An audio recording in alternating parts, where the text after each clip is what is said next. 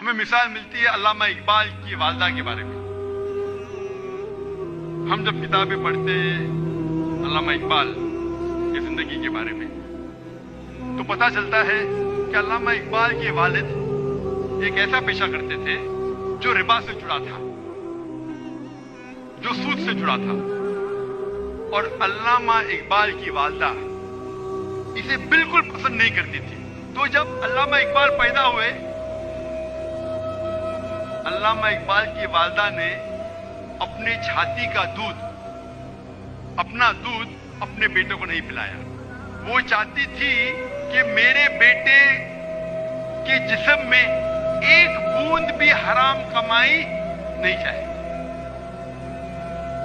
تو علامہ اقبال کی والدہ نے کیا کیا؟ اپنے زیورات بیچے جو خود کے تھے، الحمدللہ حلال کمائی کے تھے. زیورات کو بیچ کے ایک بکری خریدی اور اس بکری کے دودھ سے پرورش کی علامہ اقبال کی. اور اللہ نے پھر ان کے شوہر کو ہدایت دی اور وہ بھی سیدھے راستے پہ آ گئے. اور پھر اللہ نے ایسا شخص، علامہ اقبال جیسا شخص بنایا. ایسی کئی مثال ہے. اور ایک مثال ہے والدہ کی، شیخ عبد القادر جیلانی رحمۃ اللہ علیہ. شیخ عبد القادر جیلانی رحمۃ اللہ علیہ الحمدللہ توحید پہ تھے، اور انہوں نے اس شہر ہندوستان میں اسلام کا دین پھیلایا. ان کا بڑا ہاتھ ہے اور وہ توحید پہ تھے. اسلام کا صحیح پیغام گھروں تک پہنچا ہے. اور ان کی والدہ نے شیخ عبد القادر جیلانی رحمۃ اللہ علیہ کو سکھایا تھا کہ بیٹا تو ہمیشہ سچ بولنا، کبھی جھوٹ مت بولنا، چاہے تیرا نقصان ہو چاہے تیری جان جائے. ایک وقت جب شیخ عبد القادر جیلانی رحمۃ اللہ علیہ جب ایک سفر کر رہے تھے تو ان کی والدہ نے کچھ اشرفیاں ان کے کپڑے میں سی دی تاکہ وہ گم نہ جائے، تاکہ کوئی انہیں چوری نہ کرے. جب وہ سفر پہ نکلتے ہیں تو ایک ڈاکوؤں کا گروپ انہیں پکڑ لیتا ہے، اور جب جانچ پڑتال کرنے کے بعد کچھ پیسہ نہیں ملتا ہے تو وہ ڈاکو کہتے ہیں شیخ عبد القادر جیلانی رحمۃ اللہ علیہ سے کہ تیرے پاس کچھ پیسے نے؟ انہوں نے کہا ہاں ہے، میری ماں نے میرے کپڑوں میں سی لی ہے، اور وہ جگہ دکھاتے ہیں. وہ ڈاکوؤں نے کہا کہ اگر یہ بچہ ہمیں نہیں بتاتا تو ہمیں کبھی یہ اشرفیاں نہیں ملتی ہے. وہ اتنے خوش ہوئے اس بچے کے ایمانداری سے اور پوچھا کہ تم نے ہمیں سچ کیوں کہا؟ تو اس نے کہا کہ میری ماں نے مجھے سکھایا ہے کہ کبھی جھوٹ نہیں بولنا، چاہے میری جان جائے. وہ ڈاکو اتنے خوش ہوئے کہ انہوں نے ڈاکہ ڈالنا چھوڑ دیا.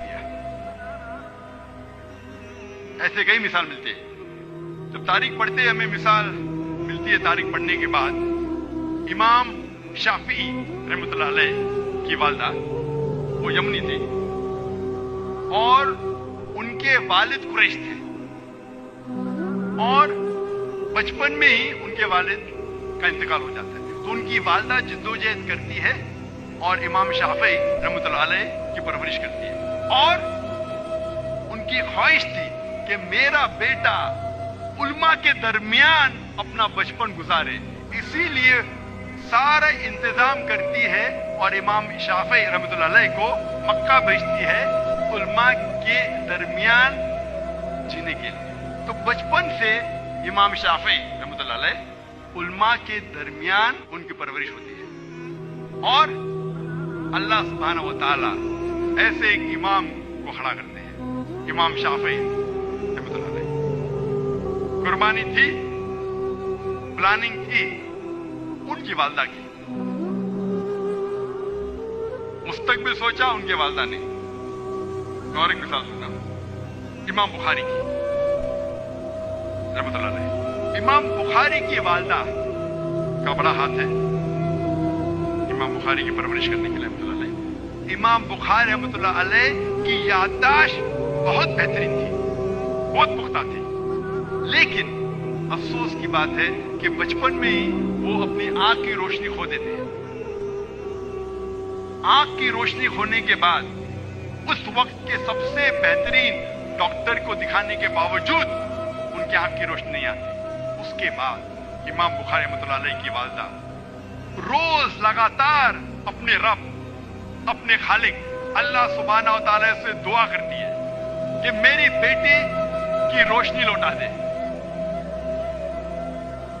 اس کے بعد کئی عرصوں بعد اللہ سبحانہ و تعالیٰ ان کی والدہ کی دعا سنتے اور ان کی والدہ کے خواب میں آتے ہیں حضرت ابراہیم علیہ السلام، اور حضرت ابراہیم علیہ السلام فرماتے کہ تیرے بیٹے کی روشنی لوٹا دی گئی. اور صبح کو امام بخاری رحمۃ اللہ علیہ وہ پھر سے دیکھ سکتے ہیں. تو یہ مثال ہے والدہ کی، کس طریقے سے انہوں نے اپنے بچوں کی پرورش کی. تو ہمیں ہمارے بچے کو تعلیم دینا چاہیے، ایک ایک بچے کو ایسی تعلیم دینا چاہیے کہ وہ دین کے قریب آئے اور اپنا دین پھیلا سکے. اور اس کی ذمہ داری ہے ہم والدین کی.